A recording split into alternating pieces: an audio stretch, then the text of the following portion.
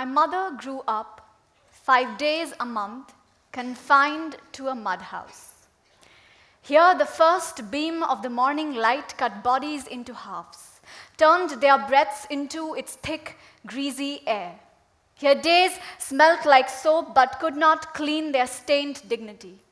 The nights would bring the hiss of a snake or the measured steps of a ghost. In between, the sounds of deep sighs and short breaths morphed into acceptance.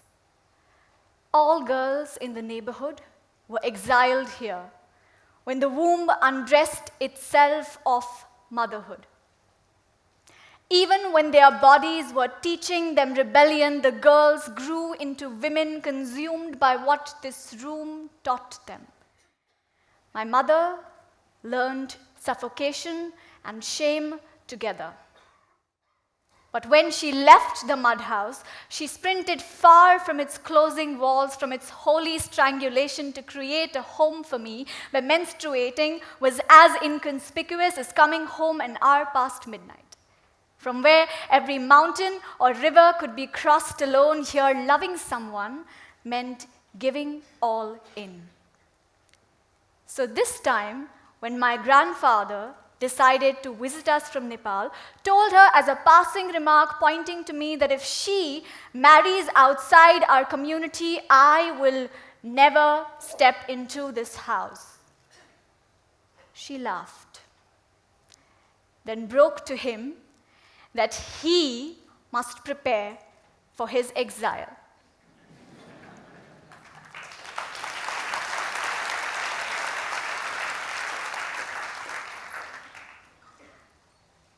It took me a while to understand that my mother raised me very differently from her own upbringing.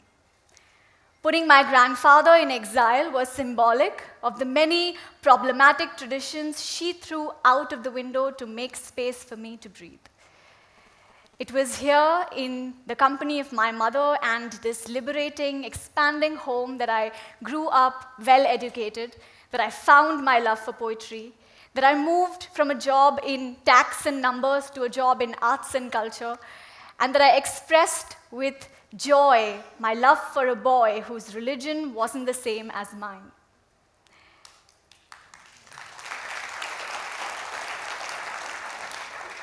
I realized that in the face of our struggles, our ask for equality, so much depends on the relationship us women share with each other.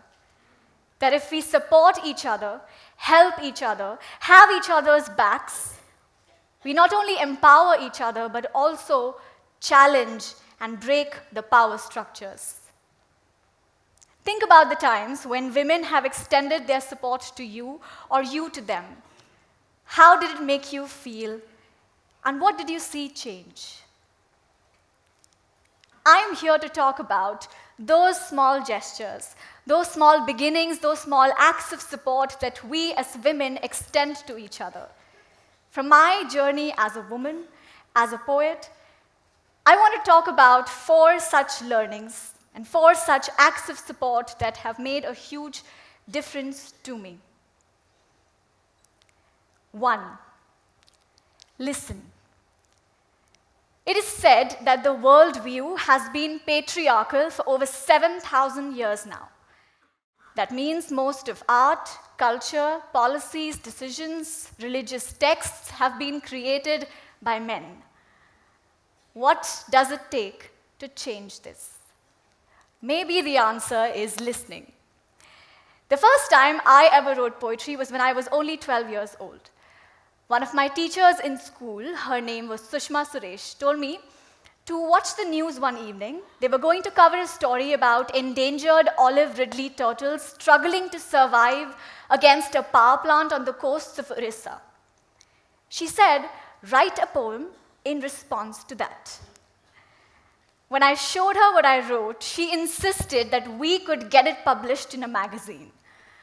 Now, it was 100% not that great. It was preachy, it had forced rhymes, but here was a woman who showed the willingness to listen to my story, to the story of a young girl. She instilled in me the belief that I will be heard, and that has been the most powerful, yet the most simple act of support that brought me to write poetry. When women write poems, stories, create films, technology, policies, decisions, they are changing what has been the dominant perspective for 7,000 years. They are creating a fresh narrative that acknowledges us as equals. And a small act of support is to let them know that we are listening. 2, break away. I learned from my mother that we as women need to break the legacy of customs that don't help other women. As women, we have been made responsible to not only adhere to the definitions of what it is to be a good woman, but also are expected to pass these on to other women, as mothers, as teachers, as sisters, as aunts. I'm sure my mother was at a crossroads too. She could either raise me with the same values that she was raised with, or with those that actually enriched me. When she decided to make menstruation really just about menstruating and delinked it with all the other customs that she was made to go through, she broke the chain that had held her and generations of women before her in exile. She brought about a significant shift in power for me and for the women who would come after us. It is in this little act of support, of breaking away from the traditions that we are expected to pass, that we give other women a fresh start, a way to redefine who they are and who they can be. 3, expand the meaning of beauty. Growing up, my sister and I shared a love-hate relationship with each other. I would tease her about her eating habits, hinting that she could never be beautiful as per the beauty standards of our society. She would get back at me by pointing at my breasts, signaling that I was not going to pass the test either. Now, what happened in jest between siblings stayed with us far into our adulthood, where we accepted the norms of what it was to be whole, ideal, loved, wanted, and desired.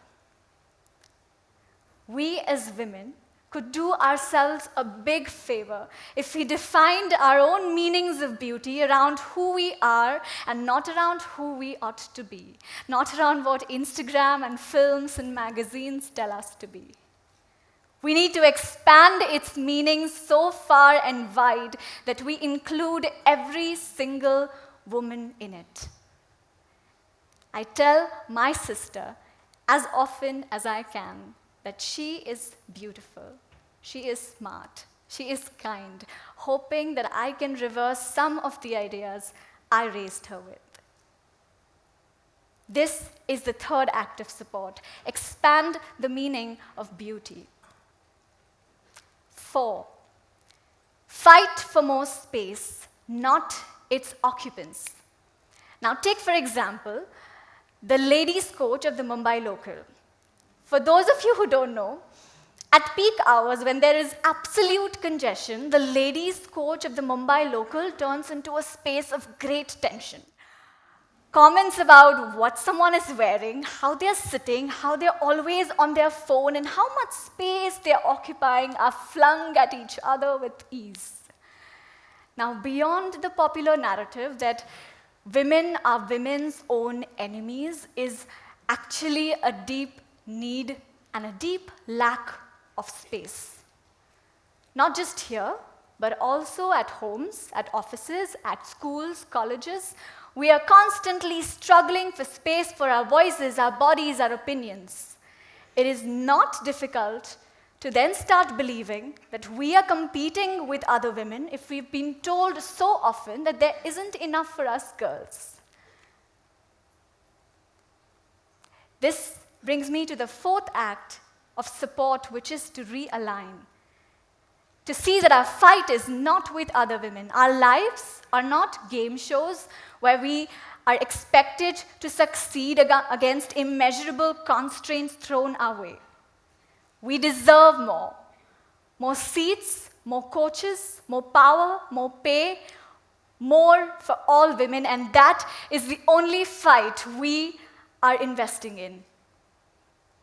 The ladies' coach teaches me one more thing. When we are together, we feel safer and stronger. The road ahead for us to make this world an equal space is a tough one. And sometimes we may encounter our own shadows blocking our paths. If we recognize our own biases, unlearn what does not empower us, and reach out to women or one other woman to begin with, I believe the road will be less difficult.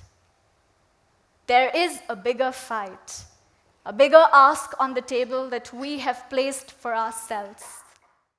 Let's look out for each other.